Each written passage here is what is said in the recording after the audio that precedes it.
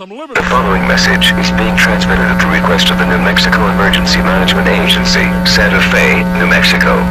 All residents in the state of New Mexico are advised to seek shelter immediately due to multiple domestically foreign attacks on the Navajo Reservation in Shiprock, New Mexico.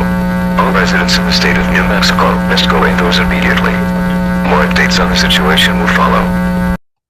Oh my God, what a cute little yawn. What a tired little baby.